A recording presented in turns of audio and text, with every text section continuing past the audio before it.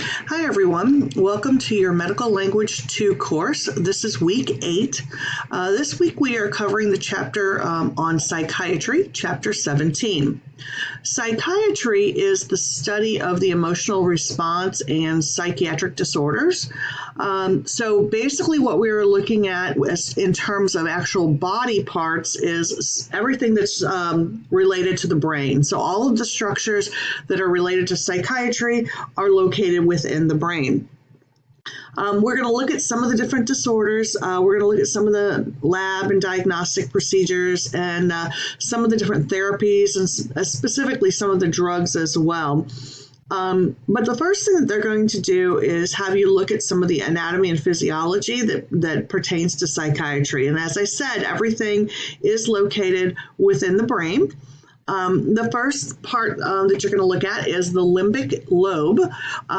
So basically, this is located along the cerebral hemispheres. So it's located along the walls of the left and the right hemispheres. You're going to be looking at all of the different parts of that as well. So when we think of the limbic lobe, it's just one piece of this limbic system. So the thalamus, the hypothalamus, some other small structures are part of that. Now, the reason that's important is because these parts are what control emotions, mood, memory, motivation, and behavior. So obviously, because those are some of the key aspects of psychiatry, that's why we're looking at that particular part of the brain. So there is a diagram that's going to show you where those are located, so you can kind of get a visual of those.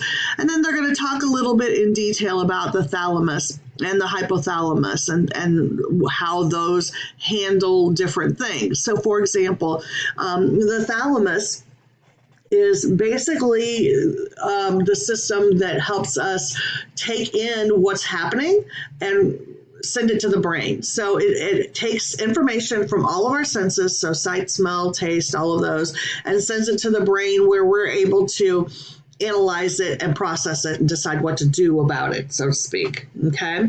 The hypothalamus is what controls emotions like pleasure, excitement, fear, anger, and how we respond to those. So again, it's the response that is probably the more important part of the study of psychiatry. All of us have these different parts of our brain and we all receive this information. It's how does our brain process that information, right? That's what is, that's how psychiatry relates to this. So really what we're looking at is what does our brain do with that information once it's brought into the brain and starts to process. So they define in this chapter emotion as an intense state of feelings. So anything that has an intense emotion associated with it is going to imprint into your long-term memory. And so with that is the ability to recall that and apply it to another situation. So what they're saying is if you have some sort of an intense emotional response at some point in your life and you have something that brings that emotion back, you're going to have those similar feelings again.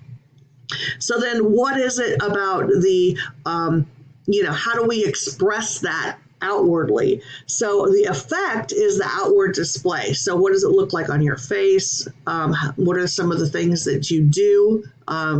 Actual actions and things like that. Now, some of these things can happen or have things that are done because of a long-term memory loss, some sort of an injury, those types of things. So they're going to talk a little bit about that and what happens inside the body when that occurs.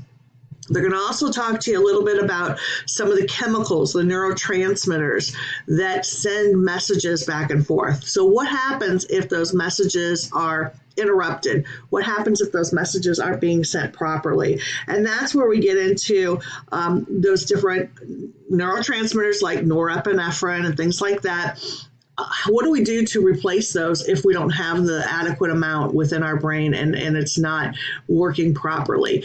That's where you're going to then get into the different conditions and how do we deal with those conditions with different medications.